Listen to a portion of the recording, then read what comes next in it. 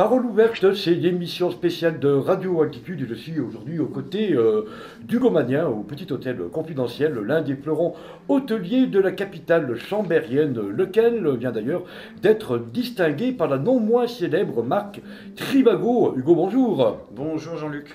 Producteur, animateur et bien sûr comédien, vous avez à peine 20 ans et vous officiez actuellement sur la chaîne régionale 8 Mont-Blanc, un parcours éloquent et pour le moins rapide. Alors on va aller vite, hein. Né en 96 à Chambéry, il a commencé à prendre des cours de théâtre à la MJC de Chambéry à 16 ans avec sa metteur en scène Céline Bodinoche. Bodinoche. Et en mai, j'embrasse. il l'embrasse et en mai 2012, il se retrouve sur la scène de l'un des plus grands théâtres de la ville de Turin, après avoir été sélectionné par le célèbre metteur en scène italien Marco Allotto, vous avez bien eu de la chance, hein, pour participer au festival de théâtre plurilingue. Lingue Sincena, il interprète alors le rôle de la huppe et espérons dans la pièce Les oiseaux Aristophane, mais c'est dans le domaine de l'improvisation qu'il excelle tout particulièrement. 3 ans plus tard, on le retrouve sur la scène du Totem à Chambéry. Hugo interprète plus d'une dizaine de rôles dans des pièces non moins célèbres comme La Chambre froide, Palace, La vie à l'envers, Tragédie. Et c'est en 2014 qu'il intègre l'équipe d'honneur radio, première radio de Chambéry dans des émissions de week-end. C'est ça, hein, Vous êtes bien renseigné. Oh bah, vous pensez bien. Il endosse le costume du sniper, il crée alors l'émission Hugo en liberté, et c'est là qu'il fait ses premiers pas d'ailleurs, de l'humour, liberté de temps et du sniping, 28 émissions au total. Il prend alors sa caméra pour tourner dans de nombreuses villes de France, à Marseille notamment, et c'est en 2015 qu'il crée un dîner à Chambéry sur 8 Mont-Blanc. Hugo, pourquoi le théâtre? Pourquoi le théâtre?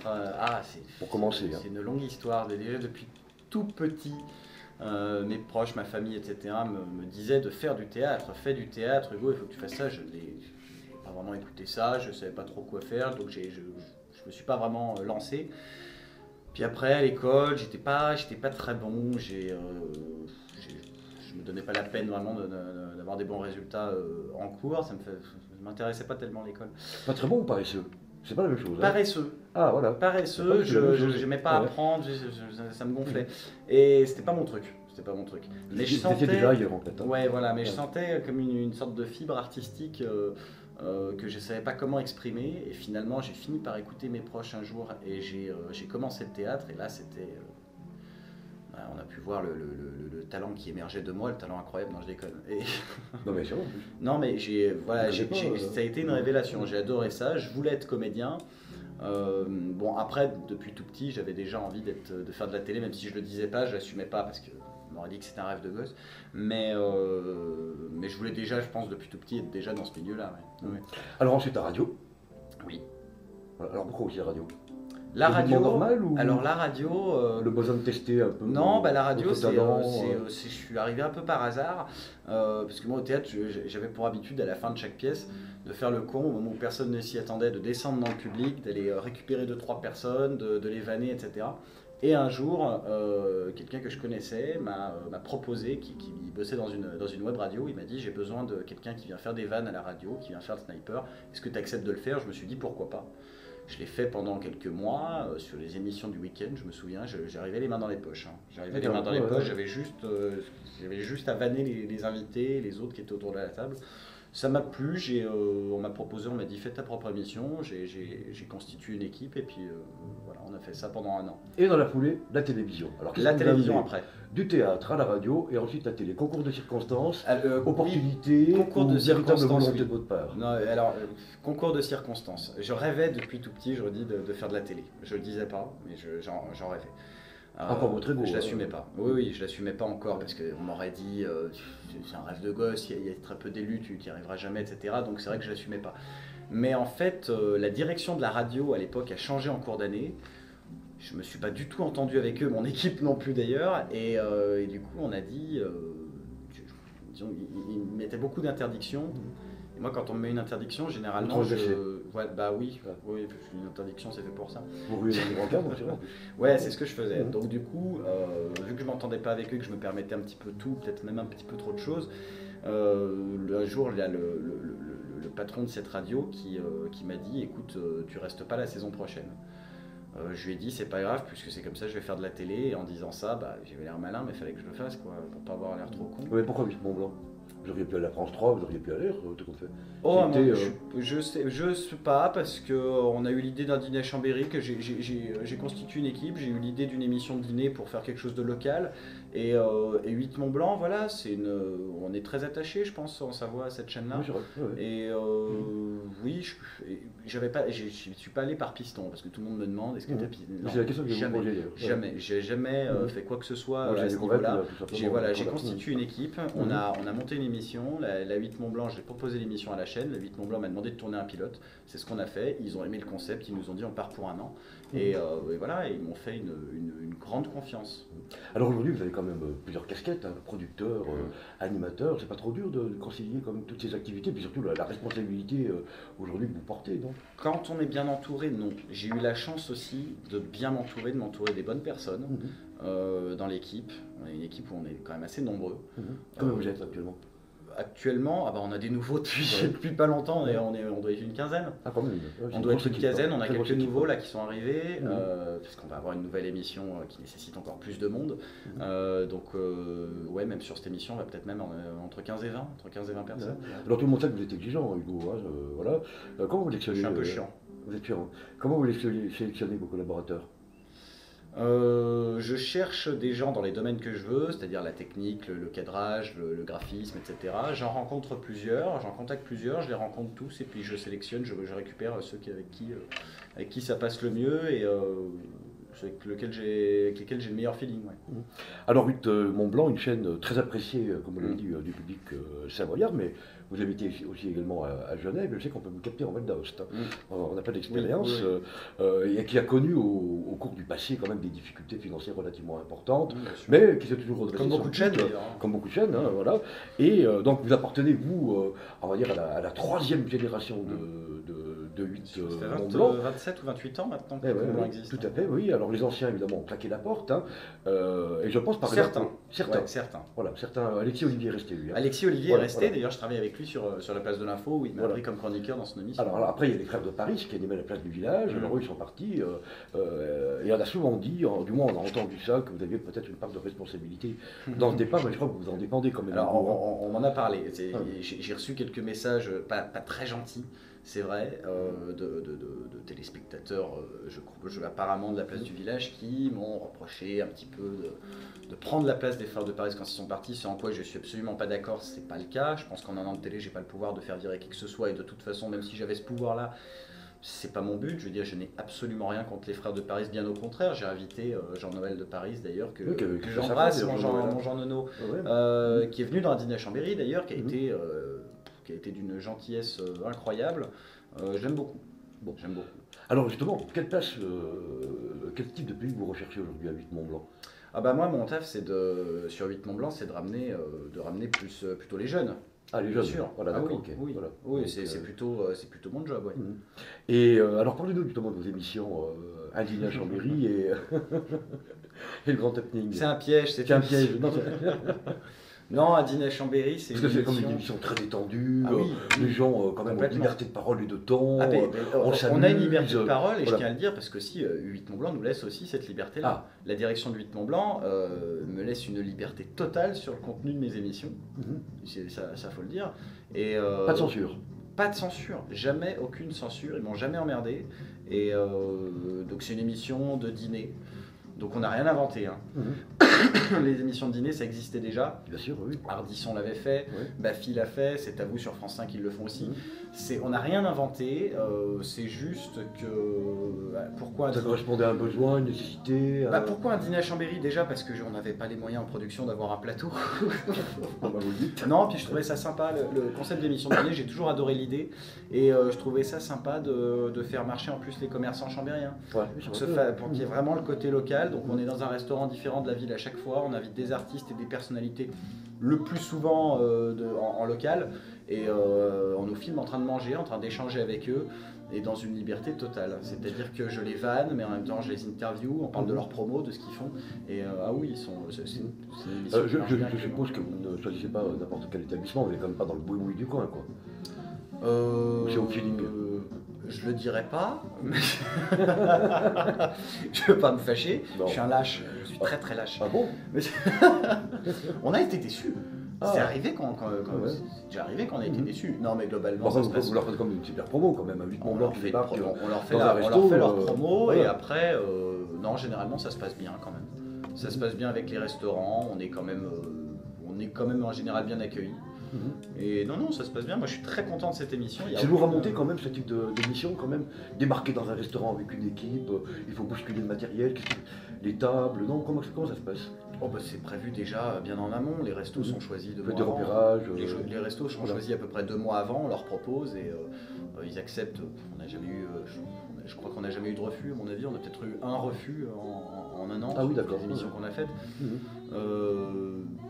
Non, on arrive bien à l'avance avec l'équipe met en place le plateau, etc., font des essais, ils arrivent 5 heures avant. Ah, comme On 5 heures tourne- avant. On tourne oui, le soir, d'accord. les invités arrivent une demi-heure avant, les invités sont aussi choisis à peu près un mois et demi à l'avance. Donc voilà, ouais. Alors, on vous surnomme aussi aisément le sniper, une expression qui vous plaît et qui correspond. Le connard aussi. Ah bon. Et qui correspond vraiment à votre personnalité. Merci. c'est Le pas dans- connard ou le sniper? Non, le sniper. Ah. Oh, quand même, Hugo, j'arrête pas de faire. Voilà. Faites gaffe, Jean-Luc, ça peut partir. Hein. Ah bon, c'est vite. C'est pas dangereux de se prétendre aujourd'hui sniper. On peut être tué à son tour. Hein. Ah, je me prétends pas sniper. Ah.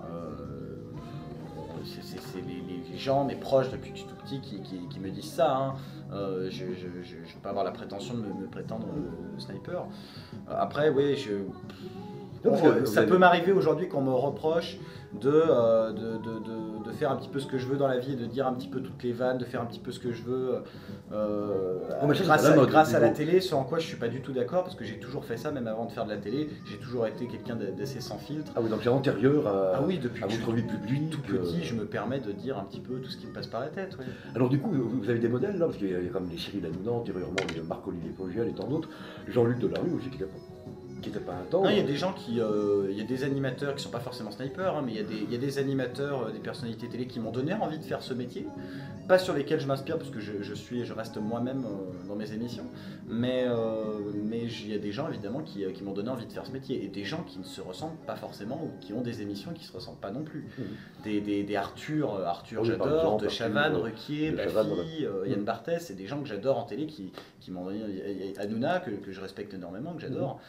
Bien sûr aussi, oui. Alors justement, Hugo, bon, moi j'appartiens à l'ancienne génération, donc on a une vision un peu peut-être désormais très étriquée des médias. Vous, c'est la nouvelle génération montante, comme on dit. Alors, quelle vision vous faites de ces médias?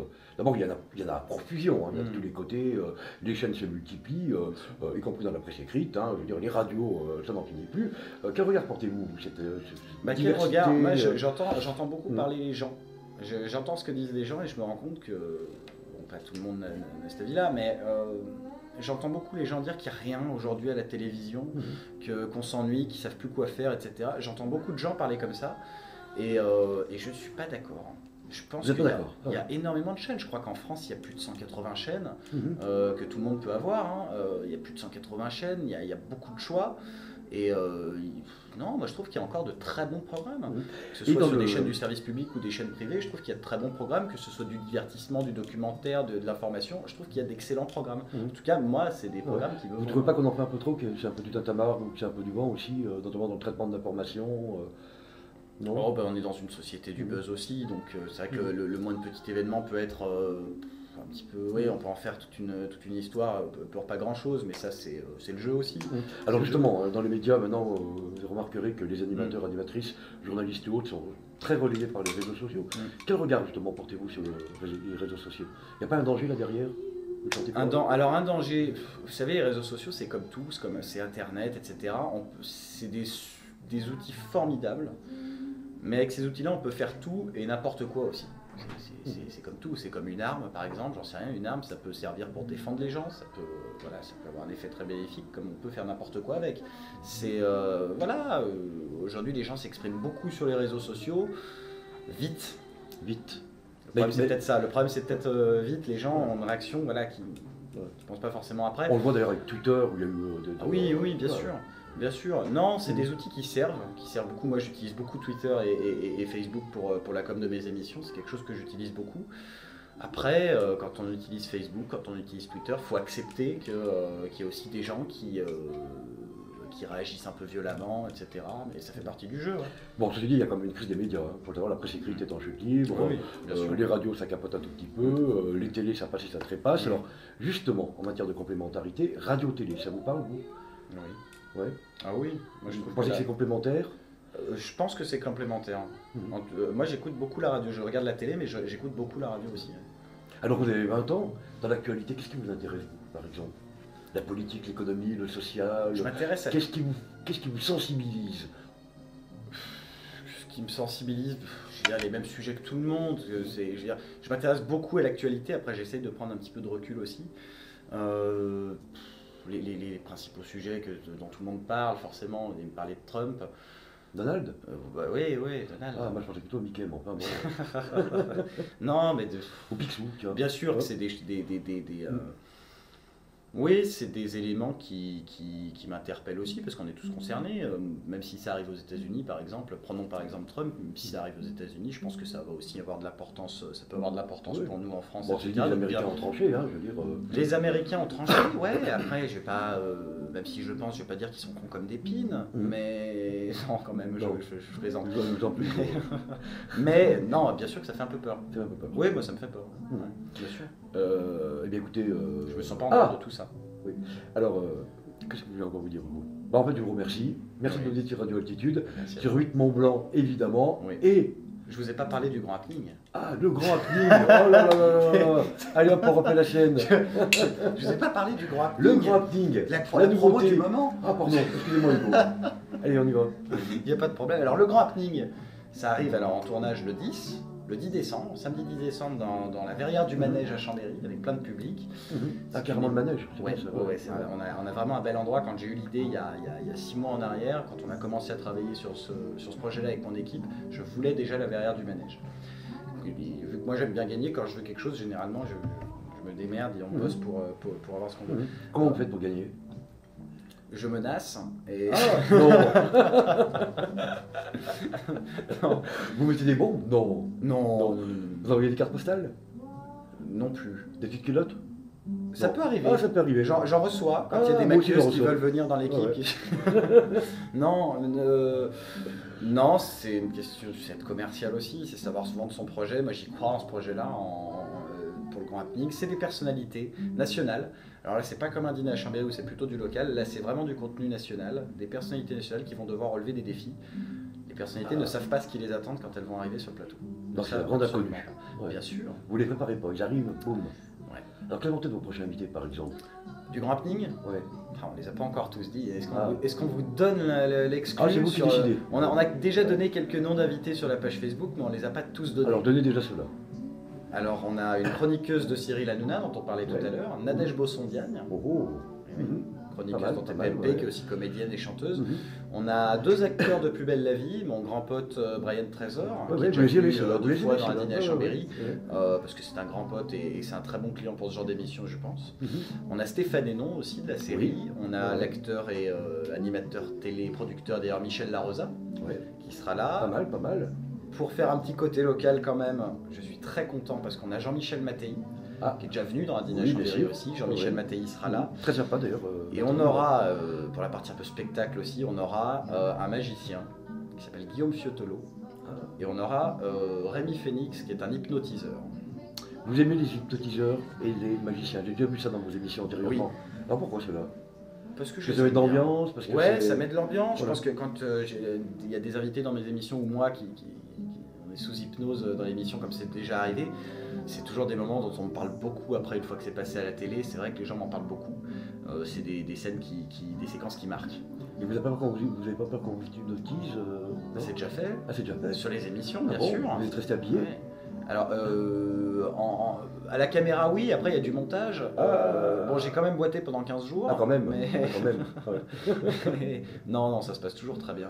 Bon, bon. Et on passe des très bons moments avec eux, on pose évidemment certaines limites, parce que le but c'est pas de mettre les gens mal à l'aise, les gens sont, pour tout ce qui est de l'hypnose, les personnes qui vont se faire hypnotiser sont prévenues à l'avance, donnent leur accord. Mhm. Est-ce qu'il y a un médecin éventuellement? Non, Et- vraiment pas eu. Vous cherchez à me mettre dans la- Non, mais Il n'y a pas de médecin. pas de médecin, ok, Non, d'accord. non, non, Bon. non, non. Bon, De rouler dans un tapis, puis s'il y en a un qui se sent pas voilà bien, exactement, il y a les pompiers plus à côté. moyen de faire quelque Voilà chose. exactement, ça peut gagner un peu les artisans locaux en la matière. Eh bien écoutez, Hugo, je vous remercie. Merci à vous, Jean-Luc. Voilà, donc à bientôt sur 8 Mont Blanc. Très bien, La chaîne qui remonte bien sûr. et qui Grâce à bientôt moi. et qui bientôt mais oui mais bien sûr Hugo et qui bientôt démonte. Voilà et Il y a de la démonte, mais c'est en off de l'émission, c'est pas filmé, hein, attention. voilà et on souhaite un bon anniversaire à qui? Sylvie. À Sylvie, qui Voilà, travaille bon avec moi anniversaire, depuis Sylvie. 3 ans, Voilà. que j'adore, qui fait partie des personnes qui filment, que j'embrasse. C'est son anniversaire et je l'embrasse. Merci. Et puis allez liker, les téléspectateurs, allez liker, vous n'avez pas de choix, enfin les auditeurs, allez liker les pages Facebook de Un Dîner à Chambéry et Le Grand Happening. Vous êtes obligés, sinon on vous coupe le gaz, l'électricité, ça va être une cata. Voilà. Et on vous fera payer l'addition. Exactement. À bientôt.